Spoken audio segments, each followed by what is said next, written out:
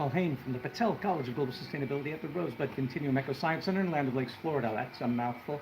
We are looking at the plastic granulator that Marianne Bishop got for the Education Center today because we are trying to turn ourselves into a precious plastics hub. We want to, as you see here, process waste sustainably, and we want to create zero waste events. What is zero waste, you ask? It refers to the diversion of 90% or more non-hazardous waste from the landfill through reducing, reusing, recycling, composting, and upcycling. This is our upcycling maker lab, where we assume personal responsibility for our contributions to the world.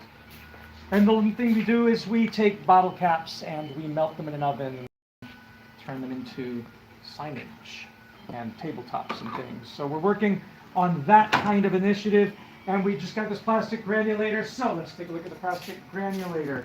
The plastic granulator came from China via Walmart and cost about $1,400 with about $300 or $400 in shipping. So you're looking at about $1,800 for this. This is the smallest model. It's 2.2 kilowatts in power. So it's also running on single phase 240 volts, and for that we had to put this wire in and also get a 220 to 40 volt outlet out there. And just so you can see, because if you buy one of these, you're going to freak out like we did, because the manual says it's 380 volt, three phase, but in fact it is not. And if you look here, you can see that we wired this cable here, which is about 20 amperes capacity. We wired one of them to here and one of them to here, which is where the red wires are. There's a red wire back there, I think you can see it, that was already there. There's a red wire there that was already there. So you use those two red wires as your indicator, and you put your hot and your neutral, although it's 220, 240, so it doesn't have a hot and a neutral. There's a hot and a hot, each 110 volts. But your hot and your hot, or your hot and your neutral, you put them in where the red wires are. Don't think about the green wire, and these two are empty. You put your green wire, which is your ground wire. We bolted it to that little screw down there at the bottom, so it's connected to the machine, which goes to ground. Okay, that's how you wire it. Don't be fooled. Don't be confused. It is confusing. It comes unwired. There's no way to plug it in. So you've got to take the responsibility for getting your 220 line and putting those two hots here and here, and then your ground there, and you're ready to go. Not as bad as we thought, that we had to write to the company in China and wait for the electrician to respond. They were very good about it, by the way. When the electrician got back from vacation, he immediately sent us a picture showing how to wire it. So it works. Now, what goes on inside this machine? Inside here, and I will open this up here to show you. Hello, baby Nye. Hello, Inas. We are live. So this is a flywheel, and as you can see, there are blades, heavy-duty blades, and then a blade down here, and then another blade in the back. So there's two static blades, and then 9 rotary blades. 1, 2, 3, 4, 5, 6, 7, 8, 9. And the flywheel I'm turning now just to clear any debris that's in there. You can see, though, that this is why you can't just go in here and throw a bottle down. It wouldn't know what to do with it. You've got to crush stuff like this so the blades can get in and at it, and it takes a while if it even does that. So we're starting today with water bottles. Water bottles, you'll note, if I pull a water bottle out of here that is not already crushed, so give me another second because we're actually running out of garbage. Okay, if I just throw this water bottle down here like this, and it goes in, it may or may not crush. It's much better to, you can keep the caps on, but it's better to open the cap to let the air out, and it's off, twist, and then when you throw it in, it's more likely to get crushed in there, okay? Crushing it like this is fine. You can leave the bottle caps on. Now, most places are telling you confusing messages about whether to leave the bottle caps on or take them off in recycling centers. Here's the thing. The bottles are made out of polyethylene terephthalate, plastic number 1, PET or PETE, peat plastic. The caps and the rings where the caps are made out of either HDPE, which is high density polyethylene, or polypropylene. These are probably, by the feel of them, high density polyethylene, HDPE, which is plastic number 2. The reason most recycling centers don't want them is you can't turn a bottle back into a bottle or into a t-shirt or into shoes or into whatever, tennis rackets, whatever they're making out of PET, if it's contaminated with HDPE. So that ring has got to come off. They're telling consumers remove the bottle cap and send it to us. They still got to deal with that. So what we've noticed is that if we take what comes out of the machine, and there it is all mixed together, which is HDPE and polyethylene terephthalate or PET, and they also, the label, I don't know what the label is. The label's probably low density polyethylene and paper, actually. So if you have that mix of it's going to be impossible to separate, except for nature. Nature does the separation for us. So if I pour this in an aquarium and try not to kill all the fish, you can see when I pour that mixture in, and this is fascinating, kids, you can see that the PET is falling out, raining down to the bottom of the ocean. And if I stir it so that it stops the surface adhesion, because otherwise it's going to stay trapped at the surface. When it settles out, you're going to see the HDPE floats right back up, and you're going to see the PET goes down, and then there might be some indeterminate, that piece there of what was low density polyethylene. It may float around in the middle for a while. Eventually the polyethylenes are going to get up to the top. The PET is going to get down at the bottom along with that PLA that I dropped in there from the 3D printer. It phase separates out, so we can put a tray in here and gather the PET, and of course we can skim the HDP off the top. They're perfectly separated, as you can tell, and then you have, you know, good recyclable material that can be sold. So we don't advocate taking the caps off. We just have to design something so we have a skimmer at the top and a net tray to lift this stuff out. It'll wash the plastic and clean it, and that's what everybody wants. The big problem with China and other Asian countries banning American imports or imports of American garbage is precisely that we contaminate everything. And for recycling, you have to have as close to virgin material as you can, or as close to pure material as you can.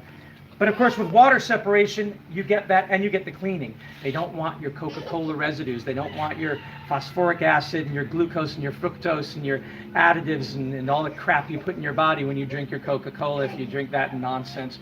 Anyway, there's always a residue in there. There's a residue in your yogurt cup. There's a residue in your detergent bottle. That messes things up. So a water bath is the way to do it. And fortunately, as I said, the water bath means you don't have to take the caps off. All right, so I'm going to close this up. I also want to show you what's underneath here, so you can get an idea of the machine. This thing came off a little bit. There we go. All right, this too. All right. So, down here, there is a plate with holes in it. This is a sieve. This is to make sure the particle size is the right particle size for things that you want to do with the recycled stuff. And the stuff that doesn't get through has to go back in for further processing so that stuff can then sift through the sifting plate. Now, if you come over here, you can see that the hole size for this is pretty similar, almost identical to the hole size that the protocycler uses to make 3D filament out of recycled plastic. So they're the equivalent size. That's good for the extruder here, for the auger. You really want stuff that is about this pellet size. I can show you one of those pellets here. That's about the size, if I can get it off my hand, that's about the size that you want in order to go through the extruder.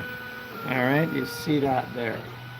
So this is going to be good for making plastic for our 3D print filament that we're using here.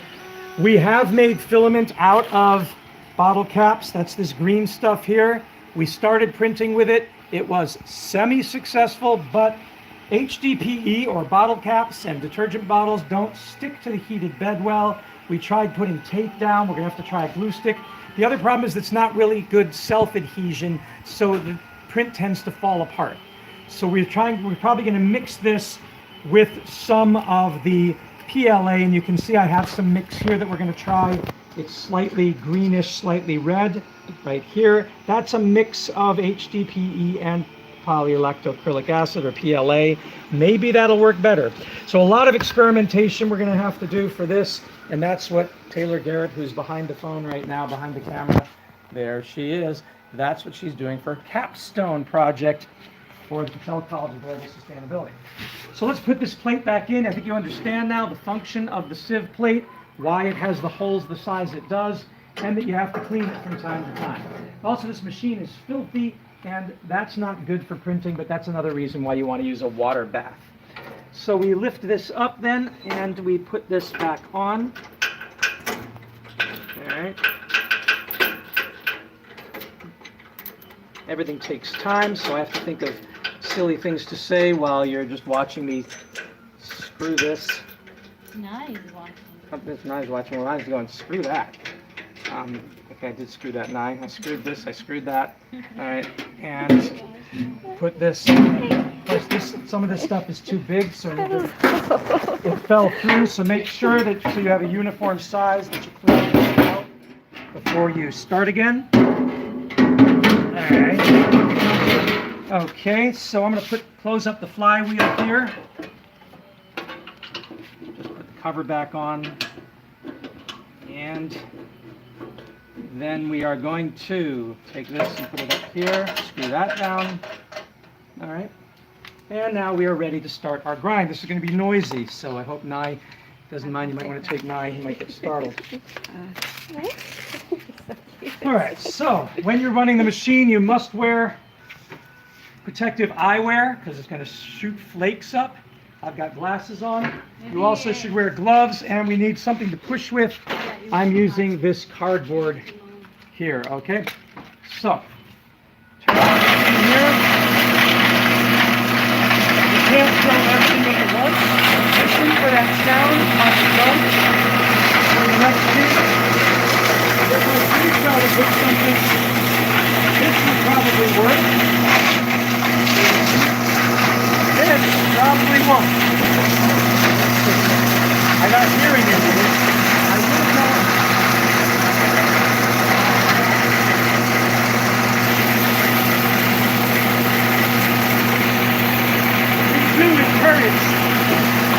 We do encourage school kids to go on the beaches of Florida, the beautiful beaches, clean them up because people are throwing their bottle caps on the beach, and then bring them to us. We'll take them so that we can manufacture things like the signs that we have here. So we take bottle caps and we put them in an oven and we melt them down, and then if we keep melting them and sand them, we end up with a nice sign or tabletop or cutting board, and eventually using our X-Carve, which is this machine here, we can carve signs out of them. So bottle caps are pure HDPE or polypropylene, depending on whose bottle caps who's manufacturing them. So put that in here. That, you will see, works well.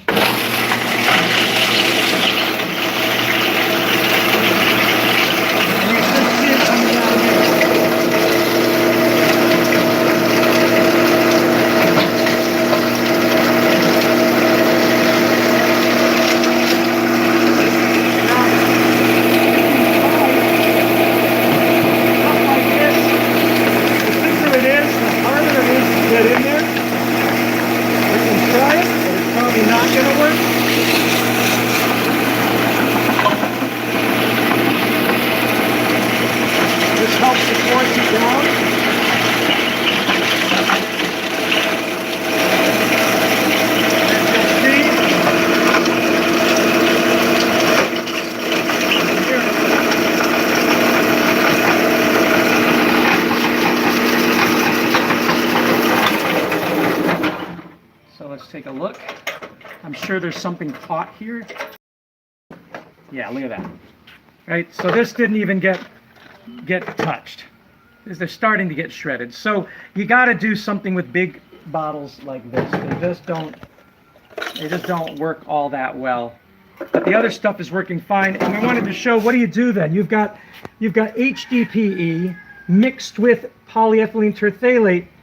What are you going to do about that? How's a recycler going to take that? They don't want it. Nobody's going to pick through there and pick out the HDPE and pick out the PET and pick out the low density polyethylene from the wrapper, that blue stuff there, right? The wrappers are another material. So what are you going to do? So that's why they're not accepting in China and other countries, they're not accepting American waste, because we're filthy and we contaminate everything. It's got food residues. Well, fortunately, water to the rescue. You've all heard of microplastics. Here's where we're going to put microplastics deliberately in water to keep them out of the ocean, because we want them to be recycled, we want them to be upcycled, we don't want them to go into the rivers, streams, lakes, and oceans and kill wildlife and make scuba diving a nightmare. So you put them in water at your recycling facilities, shred it all together, grinding is the solution, and when I pour it in here,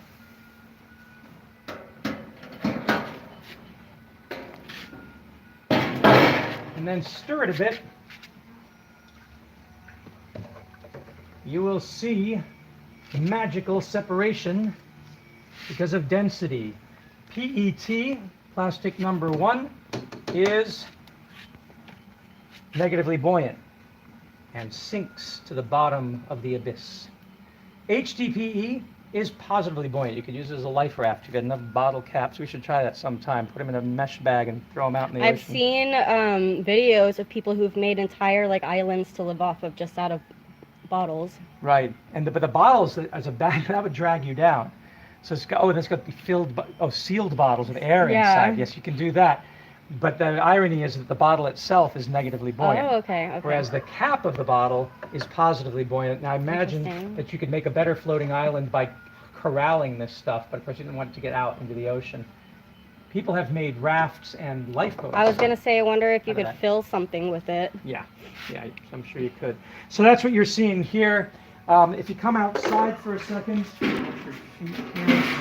I'll show you here.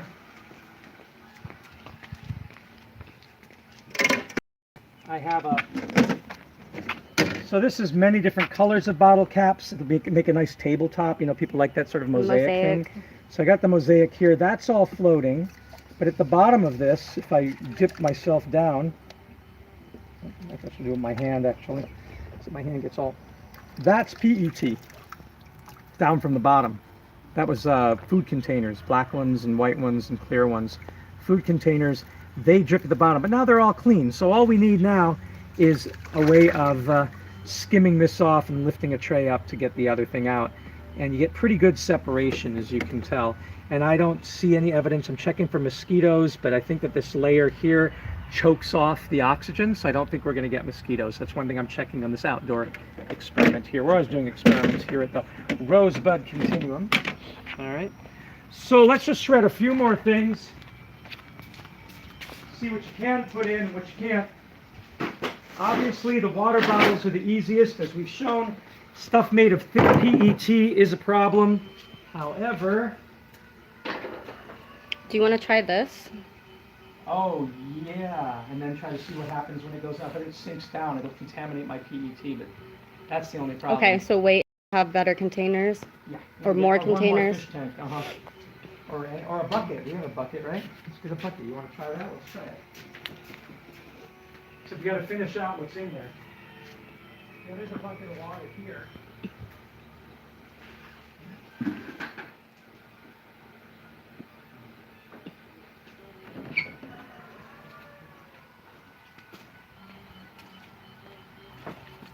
So we'll bring it out here. We have a bucket.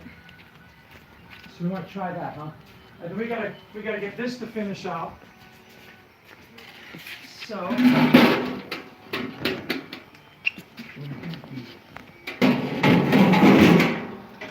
that there.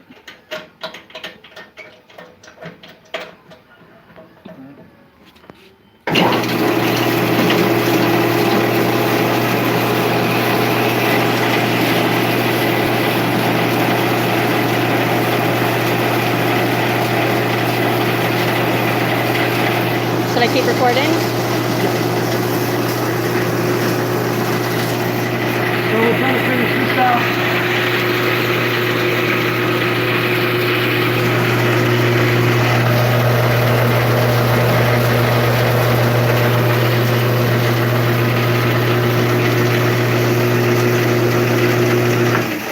Since we're videotaping, we won't wait for the whole thing. Got most of it out. Let me pour that in the fish tank. All right. And there's going to be some mixing, but let's try PLA, which I already determined sinks. You can see the blue piece of PLA.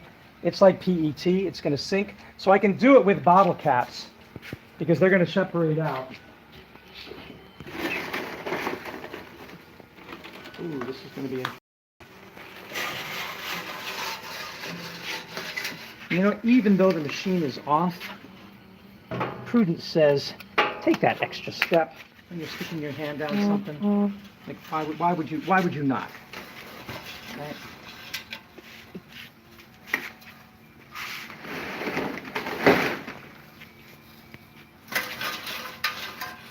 Now, the thing is, this may not, if I open this up, this may create some problems because it's so stringy. So we're going to see. It gets like tangled. Yeah. But bottle caps tend to help with that because the bottle caps tend to act like the InSinkErator throw lugs. They kind of throw the stuff in. So we can try this and then add more in successively. Let's see. Plug it in. Oh yes, thank you. And like I said, because we know PLA sinks and bottle caps float, I can chuck bottle caps in with impunity to help in the grind. It's going. Yeah.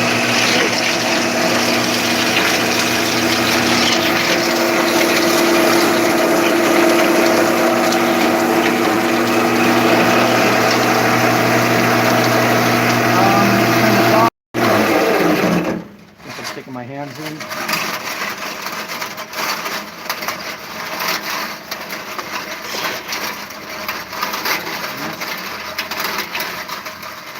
See what that does.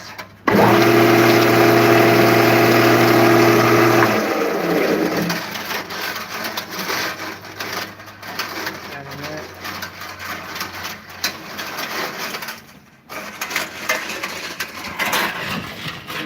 Let's try this. There.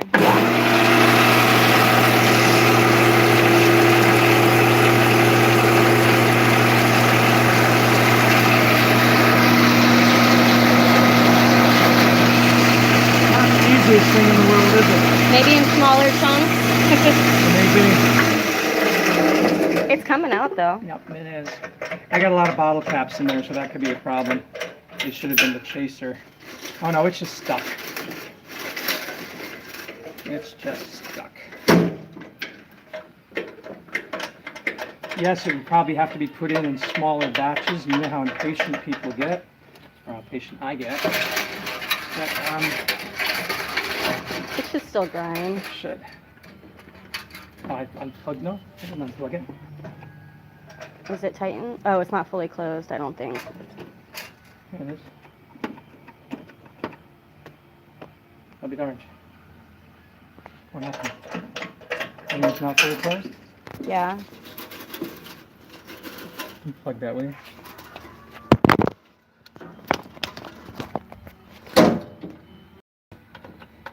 I'll plug it in. Sorry.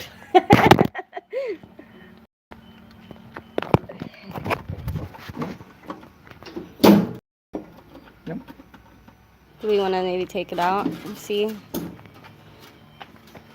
Even with this stuff, that's not the problem, right? Something's unless it shifts the Overheated circuit. or something?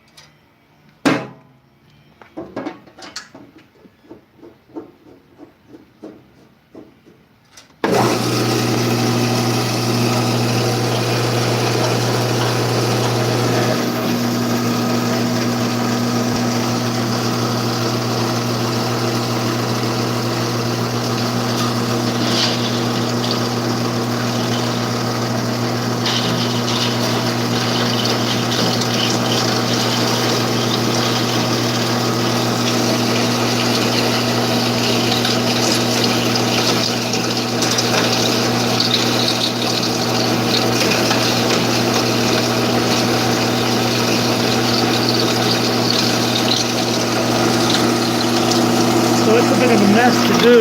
It's going though. Yeah, it's going. At least it can be done. Yeah.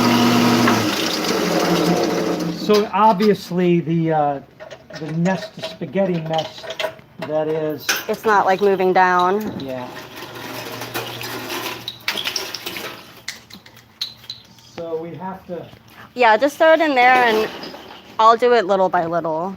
Yeah.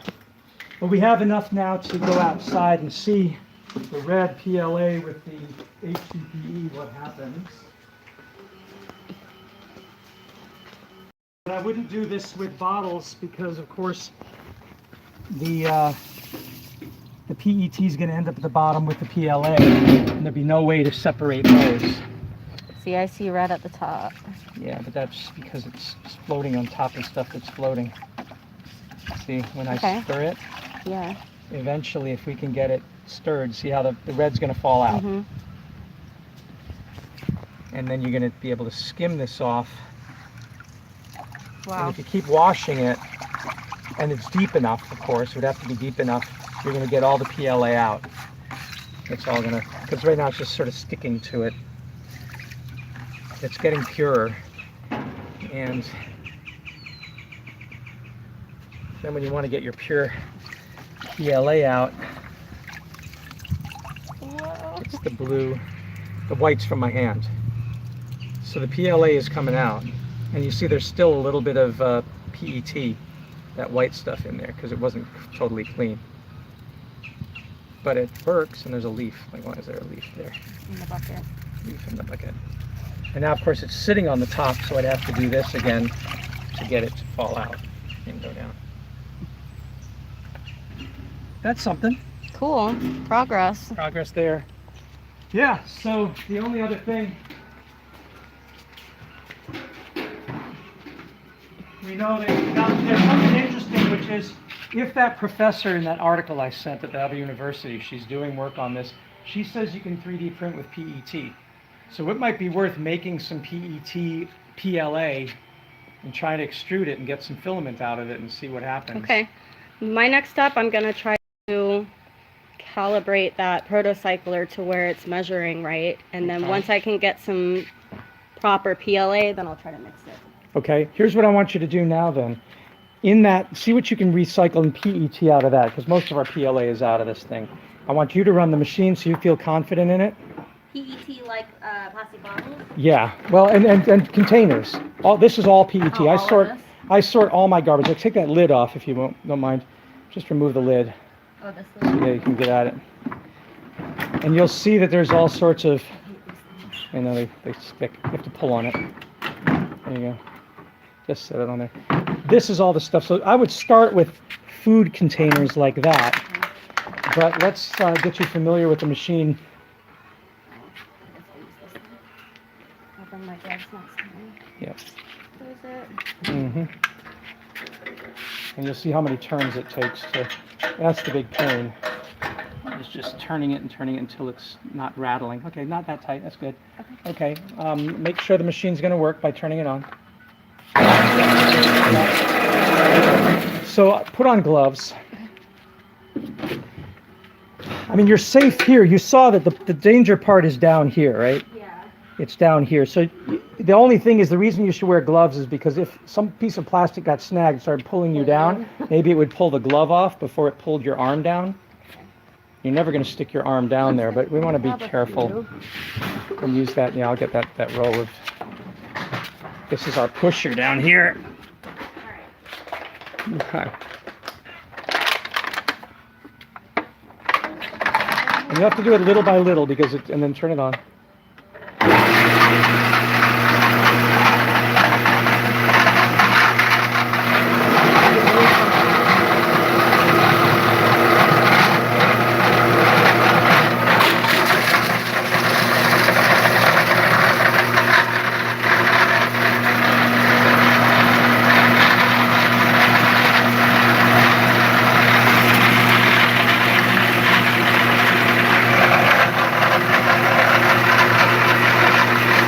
Tells me you're going to have the weird system.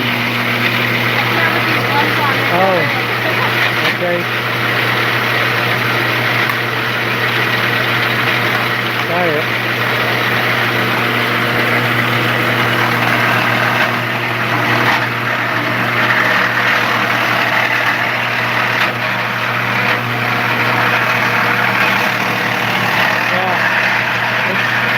throw some bottle caps in.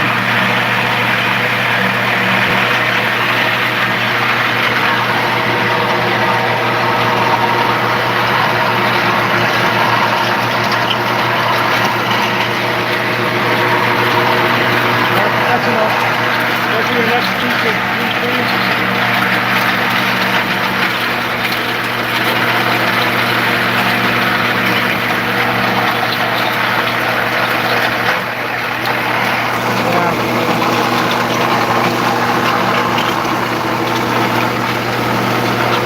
All right, turn off the machine, open it up.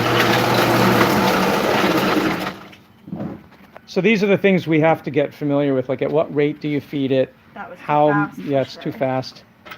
Bigger chunks. It's just like an incinerator. You know, you can throw bones in an incinerator, but it takes forever. Avocado pits take forever. But, you know, slushy watermelon, just, yeah, see, it hardly even did anything. Which is not to say that that one black piece won't work if you keep it there. I'd keep that one in there. Put this one in. Yeah, and let the bottle caps just kind of, ooh, don't put your, yeah, okay, well, it's safe. Just throw the rest of those bottle caps in, just sweep them in. Again, that's the safety switch, so, yeah, it's not, okay, you're good. Now close it and let's do that. And we got to work out a rate. Okay.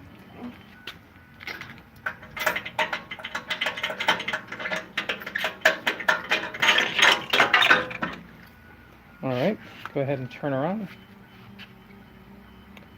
Try to do one hand with glove, one Yeah, without. there you go.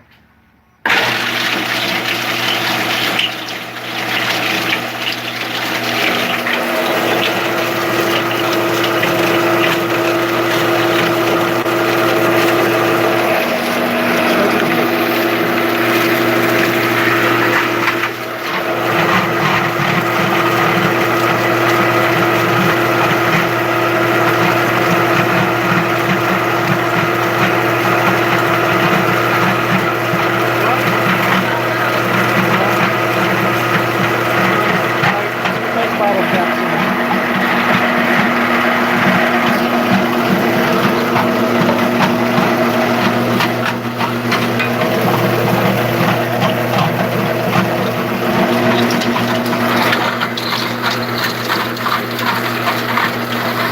Once again, look at that separation here.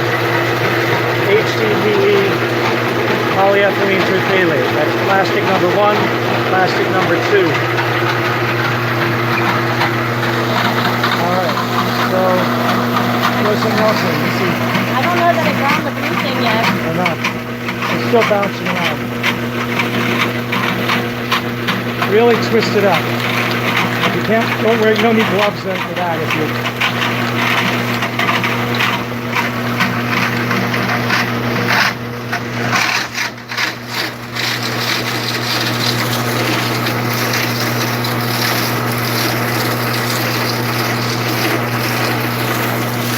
Oh, it's starting to run now that Now it's on your own.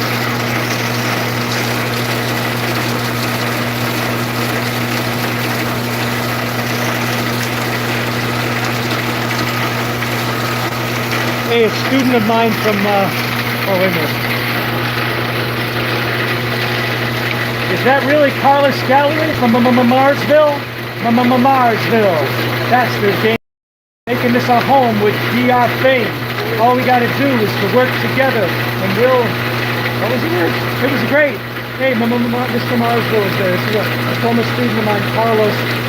We worked with NASA Challenger Center and made a music video about creating a new civilization in space.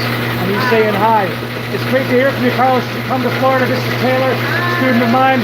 We're working, of course, on Marsville here on Earth, so we can get to Mars and totally recycle. So great to see you. And I will respond to your friend request on Facebook. We're still connected with Al Silva and with Tommy Suarez and a bunch of the guys from back in the day. We're still in touch and see each other from time to time. So we need to get together. All right, excellent. All right, so we did it. Let us do as much as we can right here. I'll give it to you and I'll do some. was a problem, right? And the thing about PET is it's used because it's so tough. Although this, yeah, it says PET number one. That's the thing about it. It's really hard. You know that when you buy like something from Best Buy and you try to pull the packaging out to get out your new phone or your whatever your phone. It like cuts you. It's so hard. And you have to take scissors. PET has that characteristic, and that's why it's the hardest thing for us to recycle. Like even something like this, you can't tear it apart. If it was polypropylene, you would be able to tear it apart. This is what I mean. Like you buy stuff from Lowe's or Home Depot or the hardware store, and you're always like, I can't get that. Right? So it's a pain to process. And let me put my glove back on here. Use a single hand. But you can twist it. So the best way to work this is to twist that plastic.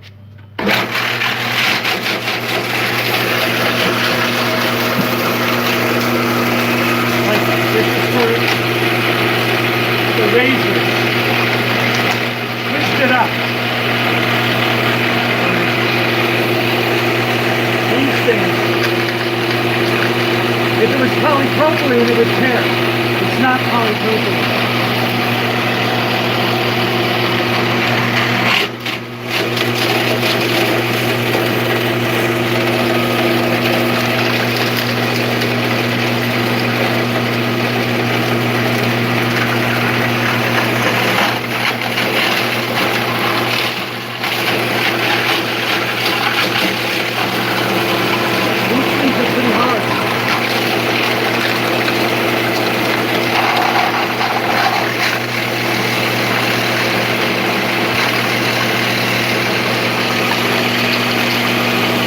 It does take time, it's labor.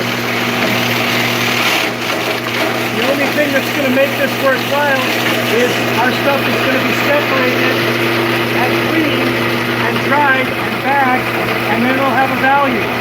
But it's still minimum wage labor value. This, by the way, that's also PET.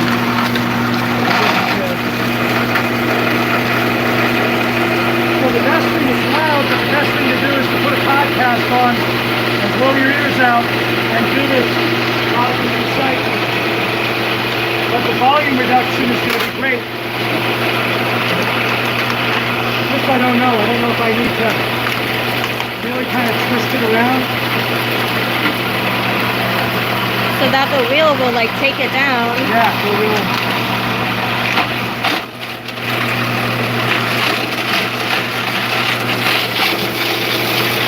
And these things, they're really hard. I don't know how to do it now. Mushroom, shred it. Cutting it, And maybe the top is brittle enough, and maybe it'll flop. The honey cord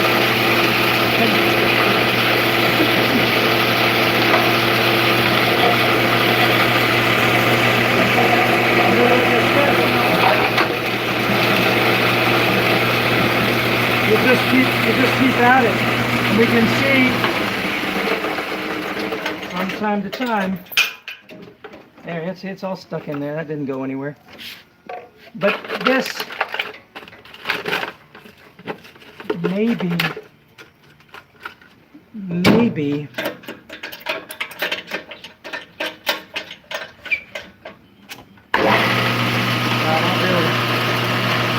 Not even hearing it go down.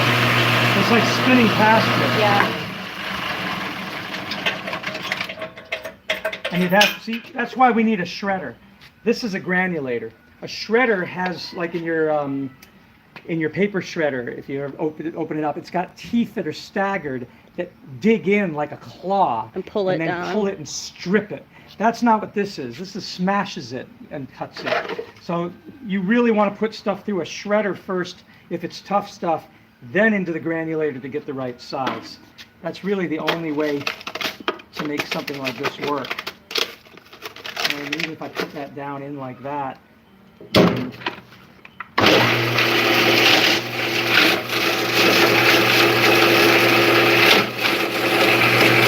Sounds like it's going. there we go. So you saw that, right? Yeah. So that's the crucial thing, is knowing the difference between a shredder and a granulator and their different purposes. This granulator is the only way that we're going to be able to do tough PET ultimately, because this is so tough. The shredder is going to be great for big bottles. Like we need a shredder to do this HDPE bottle. I ain't getting that in there, and I can't cut it with a knife easily. So a shredder will like claw into it and just unravel it.